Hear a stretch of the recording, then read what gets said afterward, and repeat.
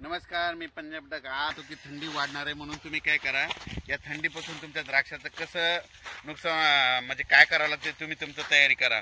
पण राज्यातल्या सर्व शेतकऱ्याला सांगू इच्छितो की गहू पेरण्यासाठी खूप पोषक वातावरण आहे, चणा पेरण्यासाठी देखील खूप पोषक वातावरण आहे, म्हणून हा अंदाज लक्षात द्यायचा.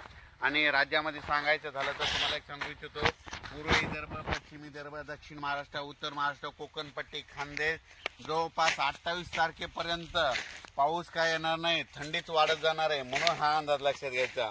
आणि परत एक सांगतो, थंडीमध्ये येणारे पिकं कोणते, हे चणा, गहू, म्हणून हे पिकं जितकी थंडी जास्त येईल तितकं जोरात येतात, म्हणून हे लक्षात द्यायचं. पण राज्यात सांगायचं झालं तर तुम्हाला एक सांगतो, फक्त 29 तारखेच्या नंतर राज्यामध्ये तामिळनाडूकर मात्र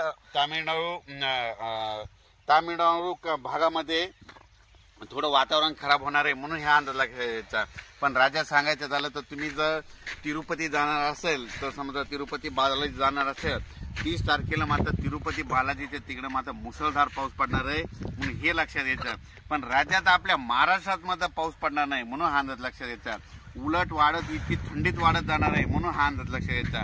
आणि या ठिकाणी मी जे आहे माझ्या शेतामध्ये, आणि हे माझ्या 18 एकरचा प्लॉट आहे या ठिकाणाहून, आणि शेतकऱ्याला सांगतो तुम्ही काय करा, हरभऱ्याला पाणी द्या. आणि पहिलं पाणी द्यायचं तर काय करा, 5-5, 6-6 घंटेचं द्या, जमिनीमध्ये ओलीला ओल जाईल असं द्या, आणि ही ओलीला ओल जाईपर्यंत पाणी द्या.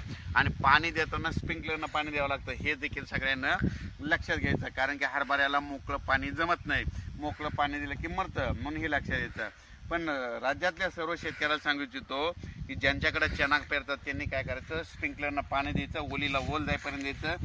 स्प्रिंकलरनं द्यायचं असलं तर 5 ते 7 घंटे द्या, पाणी असं साचल्यासारखं दिसलं की लगेच बंद करून टाकायचं. सोप्या लक्षात द्यायचं. पण